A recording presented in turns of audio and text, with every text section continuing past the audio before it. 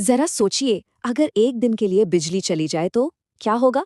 ना फोन, न गाड़ियां, ना ही रोशनी। पूरी दुनिया जैसे थम सी जाएगी। पर ये पावर, ये एनर्जी आती कहाँ से है? जवाब पता है कहाँ है? ठीक हमारे पैरों के नीचे। तो चलिए आज धरती के अंदर छिपे इन खजानों यानी मिनरल्स और एनर्जी की एक जबरदस्त यात्रा पर निकलते हैं। ये बात बिल्कुल 100% सच है। जरा अपने आसपास नजर दौड़ाइए। जिस स्क्रीन पर इसे देखा जा रहा है, जिस कुर्सी पर बैठा गया है, अरे घर की दीवारें तक, सब कुछ मिनरल से ही तो बना है। ये सिर्फ पत्थर के टुकड़े नहीं हैं, ये तो हमारी मॉडर्न सिविलाइजेशन की, हमारी पूरी दुनिया की नींव है। तो सवाल ये उठता है कि आखिर ये मिनरल है क्या चीज?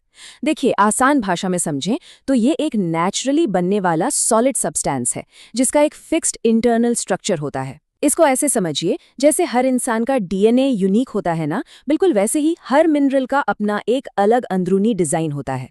और पता है, यही डिजाइन तय करता है कि हीरा इतना हार्ड क्यों है, और वही ग्रेफाइट जिससे पेंसिल की टिप बनती है, वो इतना सॉफ्ट क्यों है। तो चलिए अब अपने पहले सेक्शन पर चलते हैं और देखते हैं कि ये मिनरल्स, जिन्हें हम शायद ज्यादा नोटिस भी नहीं करते, हमारी दुनिया के असली हीरो कैसे हैं। असल में ये वो ईंटें हैं जिन पर हमारी पूरी मॉडर्न लाइफ की इमारत टिकी हुई है। आप जरा इस पर नजर डालिए। आयरन ओर से बनी स्टील की वो ऊंची ऊंची इमारतें, या बॉक्साइट से बनने वाले एल्यूमिनियम के हवाई जहाज। जो स्मार्टफोन हमारे हाथ में है, वो कॉपर यानी तांबे की तारों के बिना बस एक डिब्बा है। और किचन का टोस्टर, वो सेफ इसलिए है क्योंकि उसमें माइका यानी अब्रक की लेयर्स होती हैं। मतलब ये मिनरल्स हर जगह हैं, और हमें पता भी नहीं चलता कि ये चुपचाप अपना काम कर रहे हैं। अच्छा, तो मिनरल से आगे बढ़कर अब बात करते हैं एनर्जी की। सदियों से हमारी तरक्की का जो इंजन रहा है ना, वो है फॉसिल फ्यूल्स, मतलब कोयला, तेल और गैस।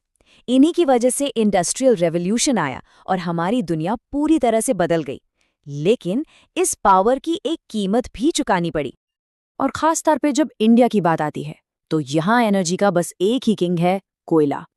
घरों में आने वाली बिजली से लेकर फैक्ट्रियों को चलाने वाली मशीनों तक, सब कुछ इसी ब्लैक गोल्ड पर डिपेंड करता है। इंडिया में ये इतनी बड़ी मात्रा में मौजूद है कि दशकों से हमारी एनर्जी स्ट्रैटेजी की रीढ़ की हड्डी बना हुआ है। पर एक मिनट, हर कोयला एक जैसा नहीं होता। यहाँ क्वालिटी ही सब कुछ है। सबसे बेस्ट क्वालिटी है एंथ्रेसाइट, जो सबसे ज्यादा हीट पैदा करता है। उसके बाद आता है बिटुमिनस, जो इंडस्ट्रीज की पहली पसंद है। और फिर सबसे नीचे आते हैं लिग्नाइट और पीट, जिनमें कार्बन कम और नमी बहुत ज्यादा होती है। और ये फर्क समझना इसलिए जरूरी है क्योंकि इसी से तय होता है कि एनर्जी कितनी मिलेगी और पोल्यूशन कितना होगा। कोयले का पार्टनर है पेट्रोलियम, जिसे हम क्रूड ऑयल भी कहते हैं। लेकिन इसका काम सिर्फ हमारी गाड़ियों को चलाना नहीं है। पेट्रोलियम रिफाइनरीज तो एक तरह से नोडल इंडस्ट्री का काम करती हैं, मतलब एक ऐसा सेंटर पॉइंट जिससे कई दूसरी इंडस्ट्रीज जुड़ी हुई हैं। हमारे कपड़ों में जो सिंथेटिक फाइबर है, या खेतों में इस्तेमाल होने वाले फर्टिलाइजर्स, उन सब की शुरुआत यहीं से होती है। तो अभी तक तो हमने फायदों की ही बात की है, लेकिन हर कहानी का एक दूसरा पहलू भी तो होता है। इस पावर को पाने की एक कीमत है, और ये कीमत अक्सर हमारी नजरों से छिपी रहती है। और ये सवाल हमें सोचने पर मजबूर कर देता है। जब हम लाइट का स्विच ऑन करते हैं या अपनी कार स्टार्ट करते हैं, तो क्या हम कभी सोचते हैं उस पूरे प्रोसेस के बारे में जिससे होकर वो एनर्जी हम तक पहुंचती है? तो ये है वो कीमत। माइंस में काम करने वाले वर्कर्स को धूल और जहरीले धुएं की वजह से फेफड़ों की बीमारियां हो जाती हैं। खदानों की छतों के गिरने का खतरा तो हमेशा ही सर पे मंडराता रहता है। और एनवायरनमेंट पर जो असर पड़ता है, वो तो और भी भयानक है। पानी जहरीला हो जाता है, जमीन बंजर पड़ जाती है, नदियां पोल्यूटेड हो जाती हैं। ये एक बहुत ही सीरियस रियलिटी है। तो क्या इसका मतलब ये है कि हम इसी अंधेरे रास्ते पे चलने को मजबूर हैं? जी नहीं, बिल्कुल नहीं। और यहीं से हमारी कहानी में एक पॉजिटिव टर्न आता है। अब हम बात करेंगे रिन्यूएबल रेवोल्यूशन की, यानी एक ज्यादा ब्राइट और क्लीन फ्यूचर की तरफ बढ़ते कदम की। ये स्लाइड इन दोनों के बीच का फर्क बहुत अच्छे से दिखाती है। देखिए, एक तरफ है कन्वेंशनल सोर्सेज, जो लिमिटेड हैं, एक दिन खत्म हो जाएंगे और बहुत ज्यादा पोल्यूशन करते हैं। और दूसरी तरफ है नॉन कन्वेंशनल सोर्सेज, जैसे सूरज की रोशनी और हवा। ये अनलिमिटेड हैं, कभी खत्म नहीं होंगे और एकदम क्लीन है। चॉइस तो बिल्कुल क्लियर लगती है ना? तो इस नए रेवोल्यूशन के मेन प्लेयर्स कौन हैं? सबसे पहले सोलर एनर्जी। इंडिया जैसी धूप वाली कंट्री के लिए तो ये किसी वरदान से कम नहीं है। फिर आती है विंड पावर, जहां बड़ी बड़ी पवन चक्कियां हवा की ताकत से बिजली बनाती हैं। और हाँ, रूरल इंडिया के लिए एक कमाल का सॉल्यूशन है बायोगैस, जो ऑर्गेनिक वेस्ट को एनर्जी में बदलकर वेस्ट को वेल्थ बनाने का काम करती है। तो इसके फायदे क्या क्या हैं? देखिए, सबसे बड़ा फायदा तो यही है कि ये एनवायरनमेंट फ्रेंडली है। ये सोर्सेज इतनी ज्यादा मात्रा में है कि एनर्जी की कमी का कोई डर ही नहीं।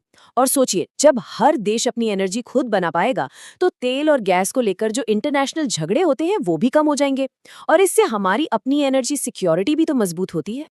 नई टेक्नोलॉजी को अपनाना तो ठीक है, लेकिन एक और बहुत पावरफुल टूल है जो हम सबके पास है, और वो है कंजर्वेशन यानी संरक्षण। कहा जाता है कि सबसे क्लीन एनर्जी वो है जिसे इस्तेमाल ही ना किया जाए। लेकिन हमें एनर्जी बचाने की इतनी जरूरत आखिर है क्यों? वजह साफ है, नेचर को इन फॉसिल फ्यूल्स को बनाने में लाखों साल लगे और हम उन्हें बस कुछ 100 सालों में ही खत्म करते जा रहे हैं। ये बिल्कुल एक ऐसे बैंक अकाउंट की तरह है जिसमें से हम सिर्फ पैसे निकाल रहे हैं, जमा कुछ नहीं कर रहे हैं। ये हमारी आने वाली पीढ़ियों के साथ सही नहीं है। पर अच्छी बात यह है कि इस बदलाव का हिस्सा हर कोई बन सकता है। अपनी गाड़ी की जगह पब्लिक ट्रांसपोर्ट जैसे बस या मेट्रो का इस्तेमाल करना, कमरे से बाहर जाते वक्त लाइट बंद कर देना, या फिर पावर सेविंग डिवाइसेस यूज करना। ये सब शायद छोटे छोटे स्टेप्स लगे, लेकिन जब करोड़ों लोग इन्हें एक साथ अपनाते हैं तो ये एक रेवोल्यूशन बन जाता है। तो आज हम एक चौराहे पर खड़े हैं। एक रास्ता है अतीत का, जो पोल्यूशन और रिसोर्सेज की खत्म होने की तरफ जाता है, और दूसरा रास्ता है भविष्य का, एक क्लीन, सस्टेनेबल और सिक्योर भविष्य। हमें किस रास्ते को पावर देना है, ये चॉइस सिर्फ सरकारों की नहीं, हम सब की है। इस पर जरूर सोचिएगा।